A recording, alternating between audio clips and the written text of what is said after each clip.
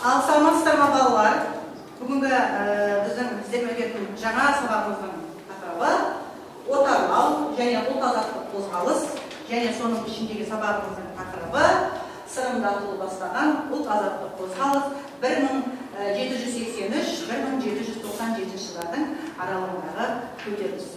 Ал енді бұнда біздің бүгінгі өтетін сабағымыздың мақсаты, жалпы оқу мақсатымыз халықтың отаршылдыққа қарсы ұлт-азаттық күрестің себеп-салдарын анықтау және ұлт-азаттық көтеріліс басшыларының рөліне баға беру. Естеріңізде болса, балалар, біз алдыңғы сабақта үйге тапсырма берген болатынбыз. Отарлау, соның ішіндегі ұлт-азаттық көтеріліс бөлімі бойынша, соның ішіндегі Қазақстандағы қазақ әскери отаршылдығы. Ал балалар, біз алдыңғы сабақта сендерге үйге тапсырма берген болатынбыз. Сол тапсырмалардың некеме сұраққа дайындап келдім. Бұл қызығушылықты ояту әдісі бойынша миға шабуыл. Бұл жалпы үй тапсырмасын, жалпы сендер қалай түсіндіңдер, не оқытыңдар, неге сол мақсатта. Ал бірінші сұрағымыз, Ресей империясы Қазақстанды отарлау барысында қандай әдістерді қолданды? Қандай әдістерді қолданды? Кән, қол көтереміз. Қандай әдістерді қолданды? Кән, не дөң? Қандай грамотаға қол қойған болатын. Және де біз оның ішіне кіргенде бәрібір бізді орыс империясы қорғай алмады. Және де алдыңғы 1783 жылы Орал казактары келіп, біздің кең байтақ жерлерімізді өздеріне жалға алып алды. Және де қайтармай қойды. Сол себепті біз Ресей империясына бағынышты болып қалдық. Жақсы. Бұл әрекеттер жергілікті халыққа қалай әсер етті? Жалпы отаршылдық қалай әсер етті біздің халқымызға? Бұл әрекеттер біздің халыққа қатты әсер етті, себебі өзіміздің ата қонысымызды тартылды, өзіміздің малдарымызды, және де өзіміздің дінімізден айырылды. Жайылымдық жерлерімізден айырылды. Және де өзіміздің ата қонысымыздан айырылды. Міне, тағы да кім қосады? Жауапты. Так, қайсымыз қосамыз? Қарақат. Ата-бабадан келе жатқан өзіміздің салт дәстүрлеріміз және діндерімізді ұмытып, орыстардың саясаты да жүрді. Аумағында қазақ әскерлерінің атқарған негізгі қызметі қандай? Жалпы қазақ әскерлерінің қандай қызмет атқарды біздің Қазақстанға келгеннен кейін? Кән? Орыс армиясының шетелдерге жасаған жорықтарына қатысу, шекараларды қорғау, және де Ресейге жаңа жер қосып алуға бекінісіне қатысу. Және де ойраттардан қорғану жолында Ресей империясына қатысты қосылды. Дауысын шығарамыз. Келесі ең соңғы сұрағымыз, қазақтар мен жергілікті қазақтардың арасында бейбіт қарым-қатынастар болды ма? Қазақ ұлтымен қазақ ұлтының арасындағы бейбіт келісім. Асмира. Қазақтар мен қазақтардағы қарым-қатынас әртүрлі қалыптасты. Олар біріншіден өзара тауар алмасу болды, және де тіл мен мәдениетті нығайта түсті. Ал екінші жағынан оларда өзара әскери қақтығыстар болды. Оның себебі жерге талас еді. Жақсы, тамаша. Ал бүгінгі біздің балалар жаңа сабағымыздың тақырыбы, жаңа сабағымның басында айтып өттім. Сырымдатылу бастаған кіші жүз қазақтарының 1783-1797 жылдардың кезіндегі жалпы көтерілісі. Енді бұл көтерілістің басты мақсаты не? Сырымдатылу бастаған көтерілістің басты мақсаты не? Басты мақсаты Орал қазақ әскерінің қазақ жерін басып алуын тоқтату, және екінші ғасырлар бойы қалыптасқан жерді пайдалану жүйесін қалпына келтіру.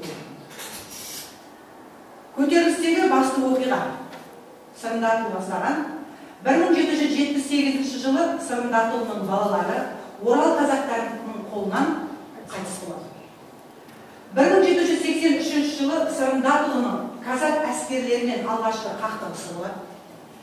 1784 жылы Сағыз өзенінің бойында Сырым әскерінің саны 10.000-ға дейін жетті. 1785 жылы Сақармая бекінісінде шабуыл кезінде Сырым жағынан Айшуақ сұлтан тұтқынға түскен болды. 1797 жылы 17 наурызда Сырым тұтқындалудан хан сарайына шабуыл жасайды. Одан кейін 1797 жылы Қаратайдың қудалауынан құтылу үшін Сырым Хиуаға өтіп кетеді. Енді бала осы Сырым Датұлы бастаған ұлт азаттық көтеріліс туралы мен сендерге бейне баян дайындап келдім. Міне сол бейне баянды барлығымыз түгел көрейік. Тұлы кім? Көтерілістің себептері қандай? Зерттеушілер Сырым Датұлы жөнінде не жазды? Көтерілістің тарихи маңызы қандай? Осы сұрақтарға жауап берейік. Сырым Датұлы кім? Сырым Датұлы қазақ тарихында ерекше орын алатын тұлға.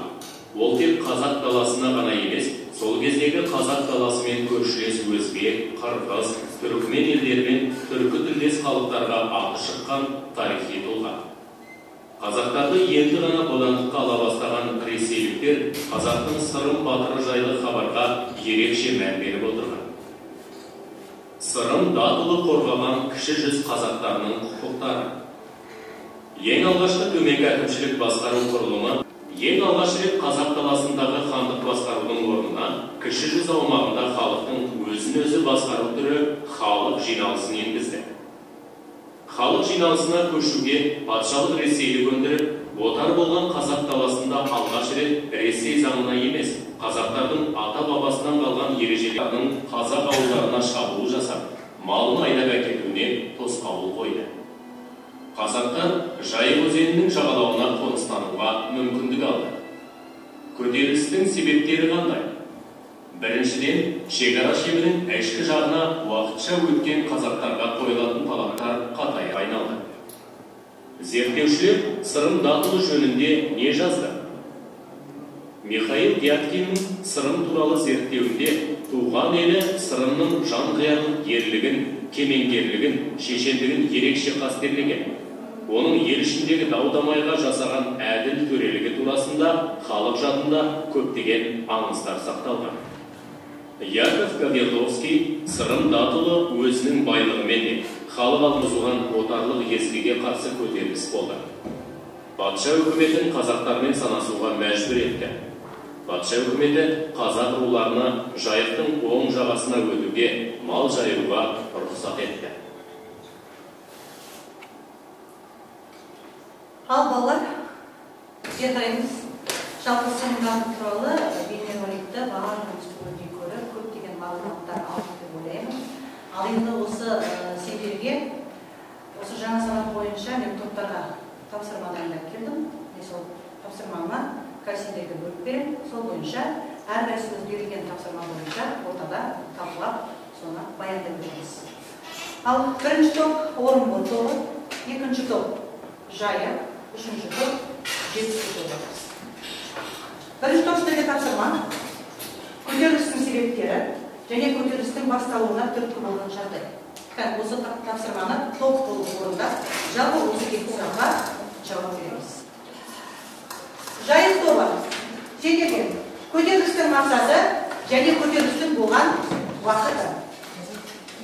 Келесі үшінші топ Жетісу тобына көтерілістің басшысы және көтерілістің қозғаушы күштері жайында не білеміз? Енді осы берілген үш тапсырма бойынша үш топ өз орталарыңызда талқылап және соны алдарыңыздағы тұрған мінекей балалар постерге қорғайсыздар және осыған жазып топтың ішінен қорғап өздеріңіз айтып бересіз. Ал уақыт кетті.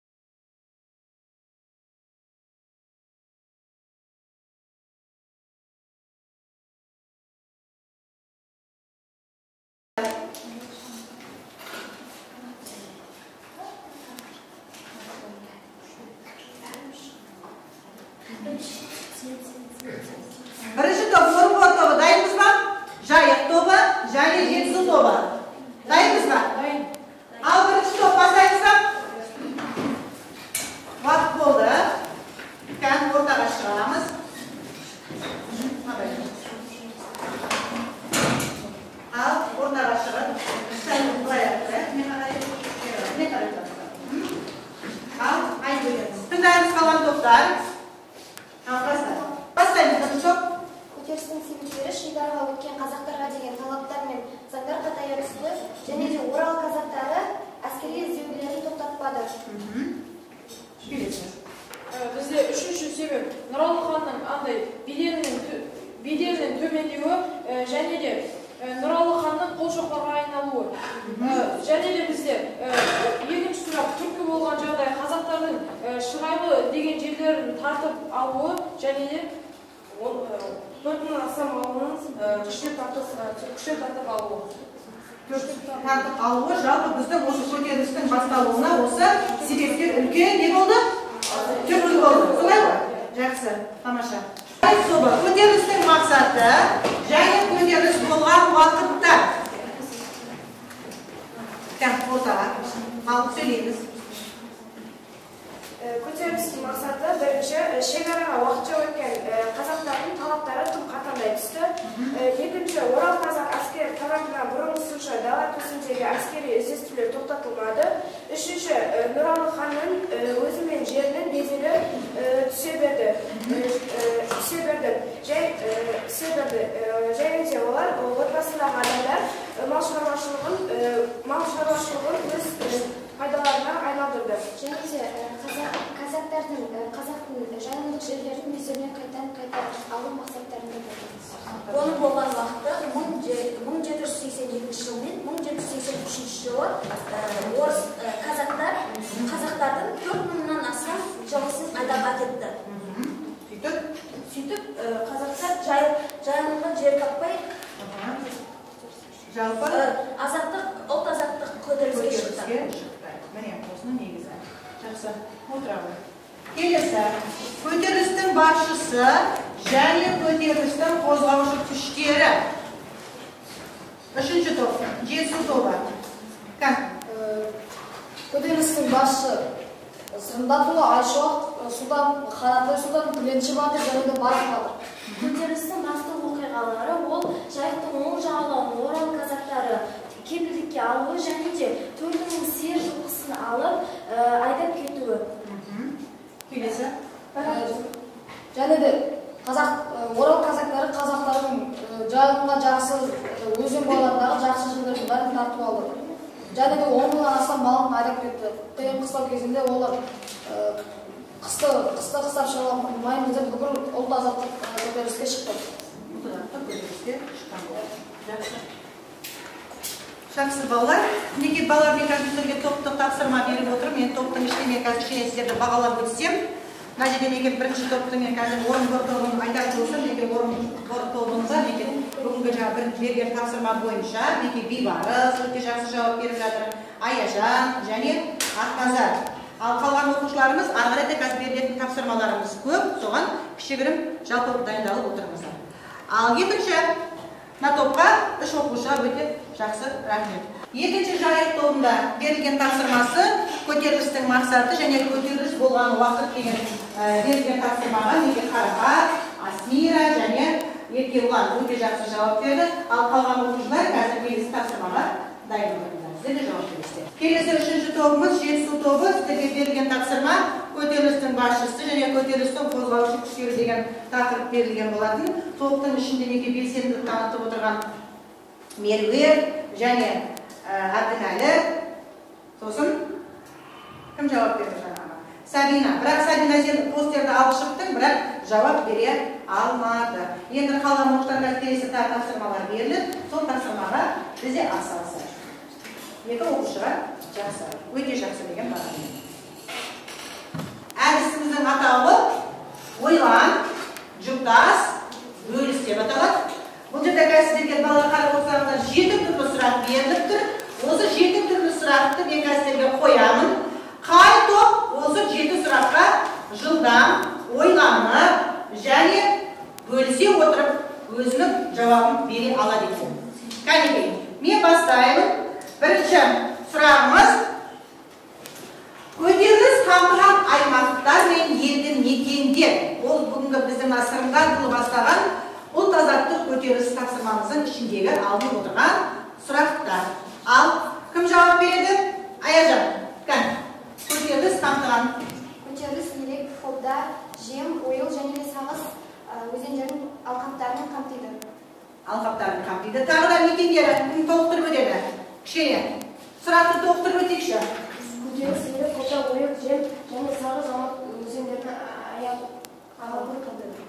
Сол сұраққа жауап бердің өзінде. Жақсы дейді. Балалар көтерілістің қамтыған аймақтары жаңа аталған өзендер және сонымен қатар кіші жүздің жер аумағының барлығында балалар осы көтерілістің қамтыған аймағы есептеледі. Келесі. Көтеріліс барысындағы негізгі тұлғалар. Кімдер? Көтерілістің барысында негізгі тұлғаларымыз кім? Қандай тұлғаларды өттік біз жаңа сабақ барысында? Меруерт? Сырымдатұлы және де оның серіктері Ералы мен Айшуа, Старшын Барақ және де Түленші Батыр. Жақсы, тамаша. Көтеріліс барысындағы басты оқиғалар. Қандай басты оқиғалар?